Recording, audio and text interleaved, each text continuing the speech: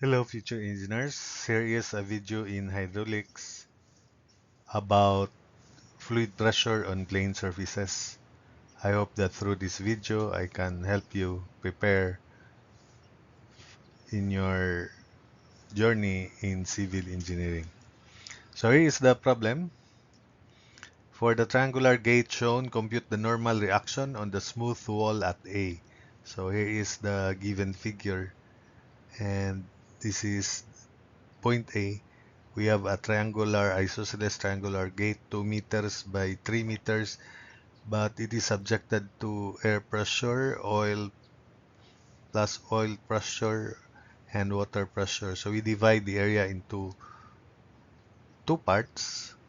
So of course, if the height is here, so we have in this lower portion at the interface between oil and water, a trapezoidal section, which can be divided into two parts again into rectangular area and combine these two. This is symmetric with respect to the vertical axis, isosceles triangle of height 1.5 and combined width of 1 meter because this is this interface is half of the height, halfway up of the height of the triangular isosceles triangular gate. So this must be half of 2, so 1 meter. Shown, these are the centroids of areas, but the center of pressure would be lower than this and labeled and indicated as shown F1, F2, and F3. The distance, vertical distance of each of these force from the centroid is denoted by E sub VP, and this is E sub VP1, E sub VP2, E sub VP3. So for the distances, let's mark them.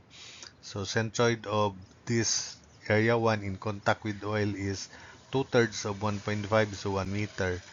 This is 1.5, that's already 1.5, plus half of 1.5, 0.75, so 2.25 for the rectangular area, the centroid.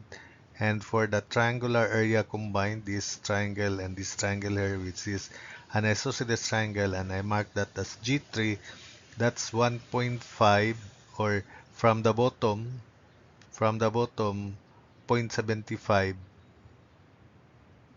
1/3 of 1.5, so zero point 0.5.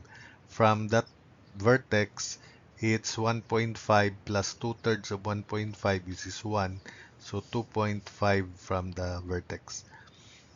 Then we sum up moments about the hinge. Let's apply uh, this is the formula to be used. Force is pressure at the centroid times the area, and we have here F1, which is pressure at the centroid, 20 plus zero point 0.8 times 9.81 times zero point 0.5 plus 1, so 1.5. So 20 plus zero point 0.8, 9.81, specific weight of oil times 1.5, zero point 0.5 plus 1, so to reach G1. Then the area is 1/2 of 1 meter by height of the triangle 1.5, so 0.75. So the pressure at the centroid G1 is 31.772 kilopascals, the area of the triangle 0.75. So F1 is equal to 23.829 kilonewtons. F2, which is this force on the center of pressure of the rectangle. So it would be pressure at the centroid of the rectangle 20 plus zero point 0.8 times 9.81. So the distance is zero point 0.8 times 9.81 times zero point 0.5 plus 2.25, that's 2.75. So zero point 0.8 times 9.81 times 2.75 to reach G2. So F2 is 20 plus zero point 0.8 times 9.81 times 2. So 20 plus zero point 0.8 times 9.81 times 2, this level here. Then we go down farther by 0.75, which is half of 1.5, to reach G2. So specific weight of water times 0.75. The area of the rectangle is 1 meter by 1.5, so 1.5 square meters. And the pressure at the centroid of the rectangular area, which is G2, is 43.054, and the area of the rectangle 1.5. So that's why F2 is 64.580 kilonewtons. F3 is pressure at G3 times area of triangle. The area of triangle is 1 half of 0.5, so 1 half of 1 times 1.5, so it is again 0.75. Then G3 is, to determine the pressure at G3 is 20 plus 0.8 times 9.81 times 2, then plus 9.81 times 1, then the area 0.75. So 20 plus 0.8, 9.81 times 2 plus 9.81 times 1 times area 0.75. So that's 45. That's the pressure at G3 is 45.506. Area of triangle 0.75. So F3 is equal to 34.130 kilonewtons. So next we locate these lines of actions of F1, F2, and F3 by computing E sub Vp, that's the position of Na. So to solve for Na, we sum up moments about B equals 0. So Na times 3 equals F1 times corresponding moment arms, which is, this is 2 meters. F1 is 2 meters from the bottom minus EVP1.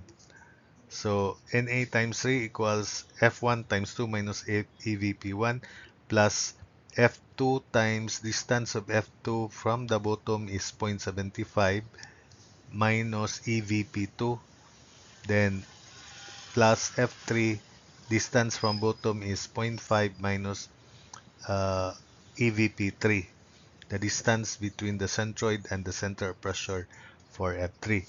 So that's our working equation. We already computed F1, F2, and F3. So we proceed by calculating EVP1. So EVP in general is equal to I sub Gx, moment inertia with respect to centroidal axis, sine theta over area barred H, or area H sub G. H sub G has been found by equating this pressure at the centroid to specific weight of liquid in contact with that area times H sub G. And sine theta is 1 because the plane or the gate is vertical. So it reduces to base for the triangle, it's base height cube over 36 divided by area of triangle 1 half of BH, so cancel BH, times H sub G1. So the formula reduces to height of triangle square over 18 HG1, which I also derive in my uh, different, in my preceding slides on hydrostatic pressure on plane surfaces. And for other common areas, I derived the formula for E sub VP. Now, the height of triangle 1 is 1.5. Then HG1, let's compute that. Pressure at G1 is 31.772. It is in contact with oil, so equals specific weight of oil 0.89.81 times HG1. So HG1 is equal to 4.0484 meters. So substitute here is VP1 is 1.5 square over 18 times 4.0484, and that is 0.03088 meter. G2 is in contact with water, so pressure at G2 is 43.054 equals 9.81 times Hg2, so Hg2 is 4.388 meters. It is rectangular, so the formula for E sub VP for rectangular area is height of rectangle square over 12 Hg. So height of rectangle is 1.5 square over 12. Hg2 is 4.3888. So 4.04272 meters. Then for this isosceles triangle again, 18 square over 18 Hg3. Then Hg3 pressure at G3 is 45.506 equals 9.81. It is water that is in contact times Hg3. So Hg3 is 4.6387 meters. Substitute, it is triangular. So height 1.5 square over 18 times 4.6387. And that is 0.02695 meter. We then substitute into this equation to solve for Na. So Na times 3 equals F1, 23.829 times quantity 2 minus EVP1 plus F2 64.58 times 0.75 minus EVP2 plus F3, which is 34.13, then quantity 0.5 minus EVP3. So Na can now be computed. It is 36.25 kilonewtons. So that's it, but we still have to verify E sub. Let's compute F2 because this is rectangular. Let's show that the results answer and as well as the value of E sub VP2 is the same by these calculations. So we draw the rectangular portion and the pressure on that surface, top and bottom of this rectangle area 2. So at the top, the pressure is 20 here at the interface between oil and water. 20 plus 0.89.81 times 2, and that's 36.696 kilopascals. That's the pressure distribution uniform across the top of this gate because the the top is horizontal as well as at the bottom. At the bottom, it is 35.696 here, then plus 9.81 times 1.5. So we have 50.411 kilopascals. The height is 1.5. The width of the rectangle 1 meter. Let's draw it in. Let's draw the side view and take note that the forces are just volume of pressure diagram. I divide the pressure diagram into two triangular wedges and the width perpendicular to the board is just 1. So F2A is volume of this pressure diagram, 1 half of 35.696 times 1.5, then times perpendicular to the board 1 half 35.696, 1.5 perpendicular to the board 1. So that's the volume. So that's 26.772 kilonewtons. F2B is 1 half 50.411 times 1.5 perpendicular to the board 1 again. So 37.808 kilonewtons. Adding these two gives F2, which is equal to 64.58. So F2 is 64.58 kilonewtons. So okay, we already checked that. We solved F2 by this approach and F2 by the volume of pressure diagram. They are equal. Next, for the line of action of F2.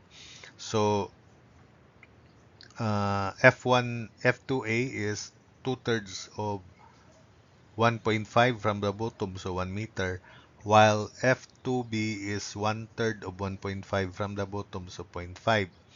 So we use Varignon's theorem to locate F2 by taking moment about the bottom. So 64.58 times H2, the distance of F2 from the bottom, is equal to F2A 26.772 times 1 plus F2B 37.808 times zero point 0.5. So solving for H2, it is equal to 0.707278 meters. So therefore, EV2 is 0.75 minus H2. So EVP2, another calculation, 0.75 minus 0.0772778, and that is equal to 0.042722 meters, which is the same as this. So this calculation for F2 and its location is the same as this one. So that's it for this video.